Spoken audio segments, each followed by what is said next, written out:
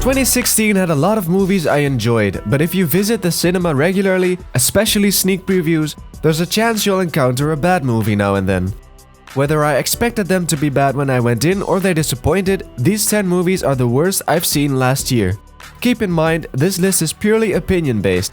If a movie isn't on the list, it's because I haven't seen it yet or I don't feel the same way about it. It's also based on the enjoyment I personally got out of them, not whether they are good from a technical or execution point of view. If you like these movies, that's fine by me. I'm not saying you're wrong for liking these movies. I must warn you, there are a couple of critically acclaimed movies on this list you might love, so keep an open mind. Let's not waste any more time and start the list. Number 10. Ride Along 2. The first Ride Along is a bit of a guilty pleasure. Yeah, it's silly, cheesy, and a bit mean at times, but as a no-brain popcorn movie, I thought it was a nice movie to just relax and enjoy some silliness. Ride Along 2 is like part 1, except worse in every way. The story of the first, while not good, had a funny feeling to it. A Training Day parody. This one is a generic hunt down the crime boss story, where I can't even remember how the story goes. The jokes fall painfully flat and are too far apart. Ice Cube played a mean guy in the first movie. In this one, he's even more unlikable, to the point of me not understanding why he does what he does. The reason it's not higher on the list is because there are a couple of enjoyably silly moments in it that genuinely made me laugh. I knew chances were big it was going to be bad going in, so I was more forgiving than some other movies on this list where I had higher expectations. Number 9. Lights Out. Brilliant concept for a horror movie, but a bad execution. Lights Out is about a monster that can only move in the dark, so characters try to find light sources in order to avoid being caught. Why this movie doesn't work is because a couple of reasons. For example, the rules for how the monster works are inconsistent. The one moment it can teleport and it's fast, the other moment it's slow and can be stopped by doors. First, it seems like it has the power to stop light sources from working, other times it isn't able to do anything. It's plot convenience at its finest. The characters make multiple dumb decisions in the story, making it harder to sympathize with their situation, as well as there's a kid character that acts more like a Hollywood character than an actual kid. But what I dislike the most about this movie are the jump scares. Every single damn time when there's something that can be remotely considered scary, they give off loud bang after loud bang. It got really annoying real fast. The good aspects revolve around the protagonist, played by Teresa Palmer. Story-wise, she's put in an interesting position regarding her brother and mentally unstable mother, and how the monster affects the bond within the family. Her boyfriend is a surprisingly likable character who's not pointless to the story. A horror movie with some good elements, but as a whole I wouldn't recommend it. Number 8. Trolls. This movie reminds me of a troll in Central Park. Everything bounces and smiles and sings despicable songs. DreamWorks can make good movies fit for an older audience. This one I'd say is only for young kids. The story is about trolls doing nothing but dancing, hugging and singing, which is not a joke. Those are literally the 3 things every troll does every day, as stated by the protagonist. There are monsters who want to eat the trolls, believing it's the only way it would make them happy. When these monsters kidnap the trolls, it's time for a rescue mission. In terms of childishness and despicable sweetness, this is easily the hardest movie to keep watching in a long time. Even one of its morals I heavily disagree on. There's one troll that doesn't sing and hug like everyone else, and he's portrayed as the wrongdoer who can't get happy unless he follows the crowd. I vastly disagree on that. But to the movie's credit, I actually like the prince monster character. The prince believes the only way to achieve happiness is by eating a troll, so the fact that he had to live without eating trolls is an interesting story arc. It is him trying to find happiness when he believed there was no way to ever achieve it, which is a genuinely fun story. It shows that there are different ways to achieve happiness, contradictory to the story of the trolls, but present nonetheless. I was rooting for him more than I was for the heroes. Trolls is also a pleasantly looking movie. Bright colors, some creative places, and it's mercifully short. A bad film, but I've seen much worse animated movies in my life. Number 7. The Shallows. The Shallows is one of those movies that didn't work for me because I think the story is way too small for a 90-minute movie. A girl is trapped on a rock, but she can't get off because there is a shark in the water. The story is so small that it gives the movie no opportunity to ever make progress. You know she's not getting off that rock the first chance she gets. You know the first person she sees is not going to save her because there's still an hour of film left. As a result, the movie miserably failed at giving the suspense it tried to create. Each scene I could predict what was going to happen. The fact that the trailer pretty much spoiled the entire movie minus the last 5 minutes didn't make it any more enjoyable. By the time the last 10 minutes came, I just didn't care anymore whether she survived or not. I do, however, like how this movie is filmed and acted. It's a well shot and well acted film, just not an interesting script. There are a couple of moments where we see her trying to survive or interact with the bird in order to pass the time. These little survival moments I thought were interesting and gave the story a bit more meat. But for the most part, I was bored out of my mind by this movie due to the predictability. Alright people, remember when I said I was going to mention critically acclaimed movies you might enjoy? The next one is the movie I'm afraid will displease the most people. I'm warning you again, I will not go easy on this movie, so get your hate comments ready and prepare yourself to smash that dislike button. Number 6. Rogue One, a Star Wars story. Star Wars or no Star Wars, I thought this was just an awful, cheesy science fiction action flick. In terms of the characters, I didn't care for any of them. They were bland action movie stereotypes with nothing but exposition. I'm from there and want to do this, we need to accomplish this by doing that, etc, etc. As a result of this poor development, I cared nothing for the moment they came together, nothing for the moment they engage in battle, and nothing for whether they survive or not. There are side characters that provide some jokes, but that's all I can really say about them, side characters that provide jokes. I was watching it in an almost empty cinema, so there was no roaring in laughter at any moment. More an uncomfortable giggle here and there. No interesting character development, no original backstories, just some stereotypes making jokes and having some over-the-top action moments. The story didn't make up for it either.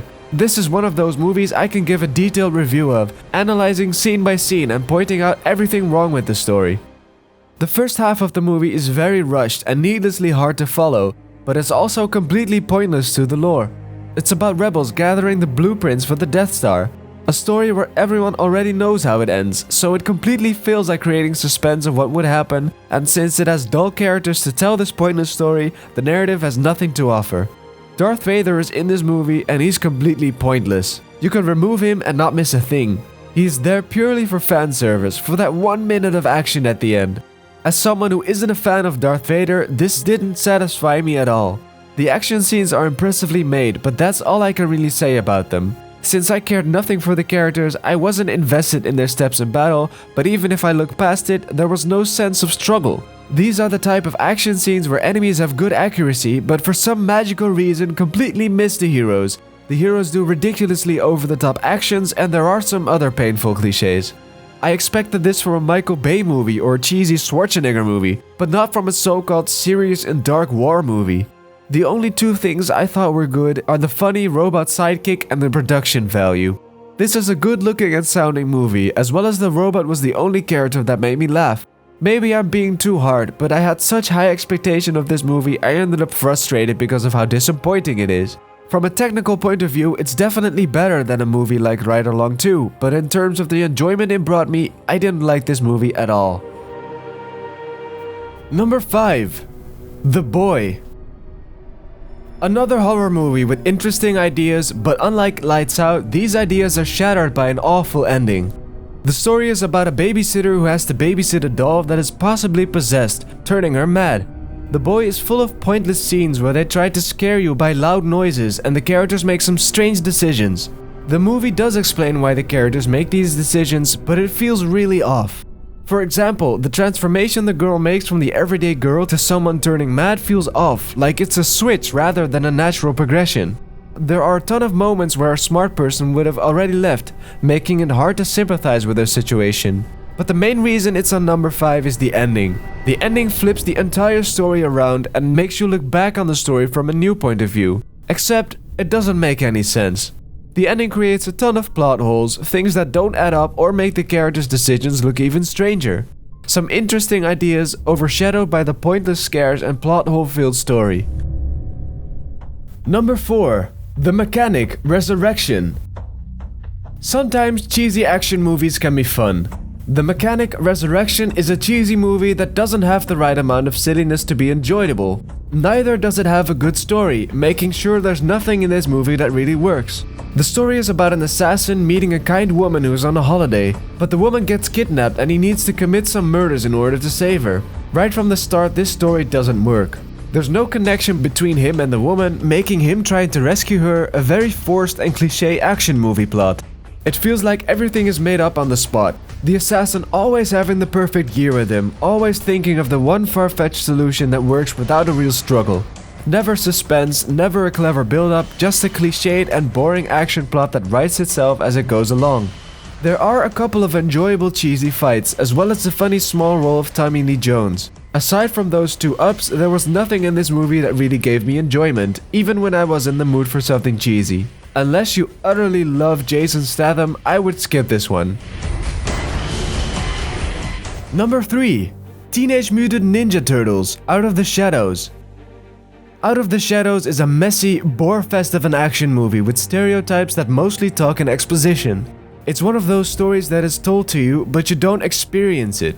With each scene I was able to see what they were trying to do, but nothing really falls together in a nice way. For example, there is a plot about the turtles being afraid humans might not like them, and they consider turning themselves into humans. There are multiple reasons why this plot doesn't work. First, it feels very shoehorned in. It literally comes out of nowhere and the movie expects you to suddenly get invested. Second, they barely address it anymore after it's introduced, not fleshing it out in any way that leaves an impact. Third, plots like this have been done by other movies that did this a whole lot better, making this execution feel cliched. Like it's trying to do it because other movies did it, rather than doing something interesting with it. Fourth, it's completely pointless to the story. You can remove this entire side story and not miss a thing. It never has influence on the actions the turtles take, no influence on how they behave. There is one brief moment where the humans attack the turtles, thinking they're bad guys, but the thing is, that happens much later in the movie. This is the first time the movie shows you humans can be scared of them. If they started with this, it would be better, because then you would understand why the turtles are afraid what humans think of them. But they show it much later, making it feel shoehorned in as a failed attempt to add more depth to a bore-fest of a story. And that's just one side plot. I don't want to get into detail on all the other things in this movie, that could make a long movie of itself. To sum the rest up shortly, it's filled with painfully bad jokes, heroes that never experience pain even when experiencing multiple life-threatening blows, plot that is filled with holes, and a completely wasted villain. To Rogue One's credit, Darth Vader was pointless, but at least he had one action moment in the end. This movie has Shredder and they do absolutely nothing with him. He feels out of character and watching his portrayal in this movie hurts me. The only thing in this movie I thought was good was the airplane fight. This fight had the right amount of over-the-top silliness and spectacle to create a fun thrill ride scene. If only the rest of the movie was like this. Number 2. Ghostbusters. I'm not a fan of the original Ghostbusters, nor did I hate the trailer to the new Ghostbusters. I went in open-minded, but boy did this movie hurt. My main problem with this movie is the script. In many aspects, it feels similar to the old Ghostbusters, but it removes the charm of the original and replaces it with some torturously boring cliches. In the original Ghostbusters, everyone knew ghosts existed. They made no big deal out of it so that they could focus in busting ghosts early on in the movie. In the new one, they had to use the trope of the underdog, the misunderstood heroes who fight for what they think is right, even when no one believes it. As a result, a ton of scenes consist of following the boring footsteps a ton of other movies took before, where we see the heroes trying to prove they're right and everyone just shitting all over them in rather mean fashion, followed by the government doing everything in their power to make fun of the Ghostbusters and trying to stop the Ghostbusters from doing their job. It was just another publicity stunt by these incredibly sad and lonely women. It's like they read Eat, Pray, Love and just ran with it. There are ghosts flying through the city, terrorizing your civilians. These guys know a way to beat them and you want them to stop? The government literally has no reason to hate the Ghostbusters, but for some bullshit forced reason they just kinda do. Walter Peck from the original Ghostbusters tried to stop them too, but Walter Peck had a legitimate reason because those Ghostbusters were carrying a bomb that could go off at any moment. This government has literally no reason whatsoever to hate on the Ghostbusters. Even when the ghosts are tearing stuff apart right in front of them, they're still in denial. The villain is bland and has a forced motivation that makes no sense. He achieves superpower through a bullshit reason, implying everyone can do it, but for some reason only he was able to. Man, this was an awful script. And then I'm only talking about the story. The original had all kinds of different and original ghosts. The ghosts in this are all jump scare, neon glow zombies dressed in Halloween costumes, and the ones who aren't are a ripoff of a ghost from the original. No originality. The jokes, what a comedy is all about, don't work. I was sitting in a relatively crowded cinema and the amount of awkward silences the jokes had was painful. I have nothing against the idea of a gender switch reboot, but no matter how hard they tried, the actresses just have nothing to work with. There are only a handful of jokes that made me laugh, and there was one slow motion action sequence near the end. That was pretty cool. More positives than that I can't really say. This was one of the hardest movies to sit through and I hated almost all of it. Before I get to number 1, 2 dishonorable mentions. Warcraft. I remember almost nothing about this movie. I remember the humans' characters didn't interest me. The story had no depth and was boring, but I remember liking the visuals, thinking the ending battle was epic, and I liked the story of the Father Orc, the only character with a decently fleshed out story arc. Batman v Superman. A messy story with poorly developed motivations and a ton of things going on at once. But Batman is pretty darn awesome in how dark he is. This Batman makes the Dark Knight Batman look like a little schoolgirl. He's brutal, ruthless, and his story arc is easily the most entertaining part about this movie. The action scenes surrounding Batman are awesome too. You feel the impact of every punch he strikes. So no, a messy movie but not bad enough to be on the list. And my least favorite movie I've seen in 2016 is Everybody Wants Some. With positive scores on IMDb, Metacritic and Rotten Tomatoes, this is a critically acclaimed movie. It takes place in the 80s and it captures the time period fine, as well as the acting is good and it felt like I was watching actual human beings. Didn't make me enjoy watching the movie though, but at least I'm able to see what the good ratings are probably based on. So why is it my number 1 least favorite movie of 2016? Well, something about this movie just rubbed me the wrong way. In terms of story, there is none. It's about a bunch of guys partying. I literally spoiled the entirety of the story from start to finish by mentioning that. I don't dislike the idea of an uneventful movie of itself. The TV show Louis proves that mundane things can be fun entertainment, but Louis had very likable characters. I liked seeing Louis go to the doctor, picking up his daughter from school, or playing cards with his friends, because those are characters I enjoyed listening to with funny, mundane conversations. With Everybody Wants Some, I couldn't stand at least half of the main characters, and the ones that aren't unlikable are just dull, boring, and have nothing of interest to add. These characters are foul-mouthed players where all they do is drink, curse, flirt, or absolutely nothing at all. Throughout the movie, they're mean against people who did nothing wrong, talk about women like they're objects, and as I was watching this, I kept thinking to myself, what's the joke? Where's the moment I'm supposed to laugh? There's a scene where they repeatedly try to hit on 2 girls. After the girls repeatedly say no, they yell, lesbians. Okay, asking total strangers out multiple times, calling them lesbians if they show no interest or pleasure in your flirting is not a clever joke, it's douchebag behavior. It's reasons like this I hated watching these guys. Or there are other moments when you think a joke is happening but nothing happens. Like, there's a scene where somebody has weed. He smokes a lot of it. That's the joke. Sure, he says a couple of things after he smoked the weed, but nothing funny or interesting. That's how this entire movie feels. One big setup for a joke but never a punchline. There's also a romance and, while believable, it's extremely boring to watch due to its ordinariness. It feels like the writers were sitting next to a random boy and girl on the train and decided to use whatever they were talking about for this movie. There are scenes in this movie where I got what they were trying to do, but the fact that it happened to characters I didn't like or in a context I couldn't care less about made it not work. I hated watching this movie. 15 minutes in and I was begging for something interesting to happen or for it to stop. The characters are either unlikable, pointless or bland and boring, the romance is dull, the jokes are mean and tortuously unfunny, and nothing about this movie felt like it needed to be made. With every other movie on this list, I could think of at least one moment that I liked. In Everybody Wants Some, there wasn't a single solitary moment I experienced joy. Not one interesting character, not one interesting event, not one clever joke, nothing. I think what this movie does is recreate being an outgoing student in the 80s for people who feel nostalgic or go out in general. If you like looking at outgoing students, by all means, you'll probably like this movie. As someone who has already been to countless parties himself and is tired of them, this movie offered absolutely nothing and it got under my skin like no other movie last year. Hated it from start to end. It's easily my least favorite of last year. So those were my least favorite movies of 2016. What were your least favorite movies of last year? Let me know in the comments and thanks for watching.